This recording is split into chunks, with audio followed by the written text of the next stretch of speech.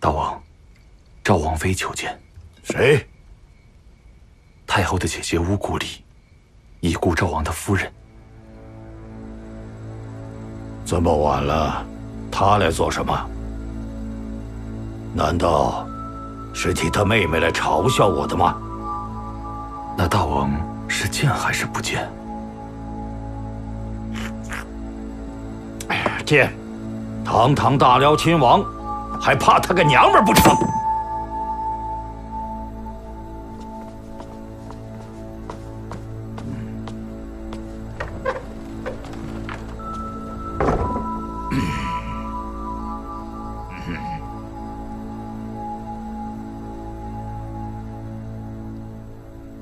看来大王这段日子过得颇为不顺呢，竟需要借酒消愁。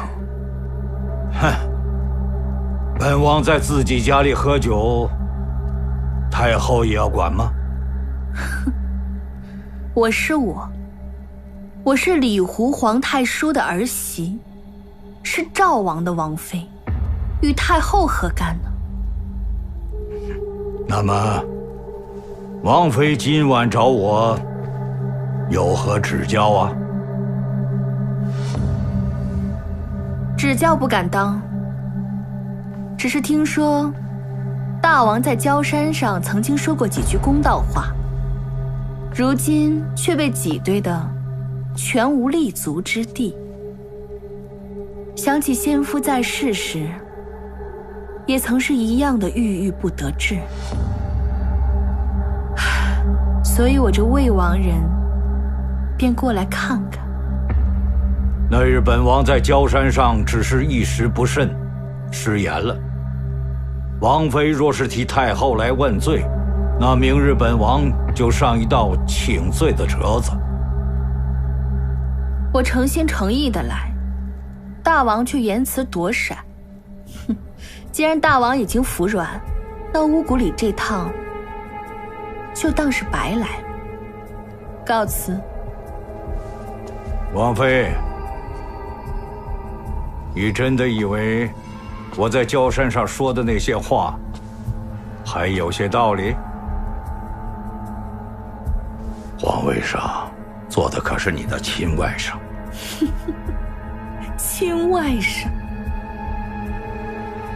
他可未必把我当作是亲姨母。大王觉得我为何不支持你呢？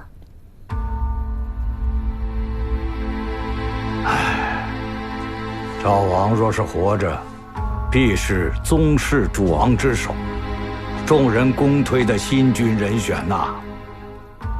所以有些人便容不得他活到那时。咱们又不是男人，非得父死子继的。太祖太宗留下的规矩，太祖系三支，可是都有资格继承大统的。如今皇太叔这一脉和太宗皇帝那一脉都绝嗣了，可你们几位皇叔都在，皇叔们的子孙也在，哪里轮得到一个懵懂幼童为帝呢？在焦山上，我也是这么想的。奈何龙须有皮氏君精锐拥戴，我等比不过他呀。此一时，彼一时啊！焦山上他们突然发难，大王自然措手不及。如今回了上京，我王府的精兵是很支持大王的。本王原以为自己孤立无援，看来这公道始终在人心呐。王妃说的对，我耶律家无论如何都不可能让一个孩子来做主。既然太后那边好好的劝诫不听，那只能兵谏。5院部、6院部的兵马都在各部族手中，有你们几位年长的亲王出面，难道还奈何不得一个小孩子？话虽如此，但太后始终掌握着皮氏君的精锐，我等也是无可奈何呀。我们王府已经没有了血脉传承，如今我能有什么作为？只要你肯许给我一个承诺，我便将李胡一系的宫位拱手送上。王妃此话当真？我又不想做大王，要这宫位有何用啊？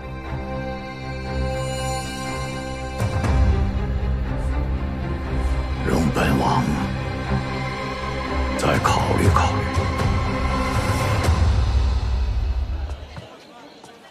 夫人，姬王妃来访，正在大厅等你。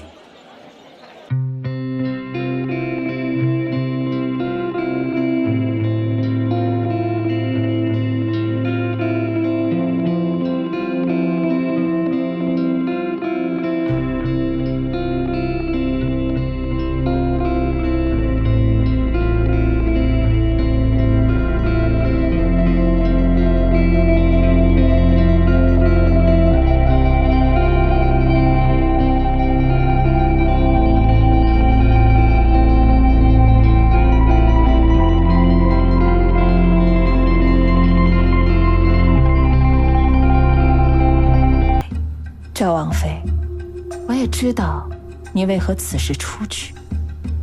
看来我们的目的是一样的。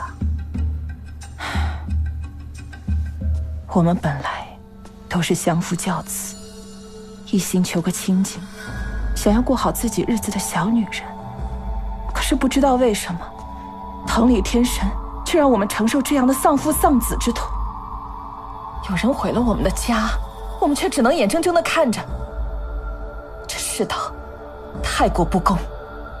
说得好。我要是有你那样的出身，像你一样受我太祖系1/3的宫位，我可不会安分。吴国里，你们姐妹从小到大都是旁人羡慕的对象，哪怕到了如今这个境地，我都还是羡慕你。你手中所掌的兵权，足够说服诸王为你所用，把这个上京城掀个底朝天。你监视我，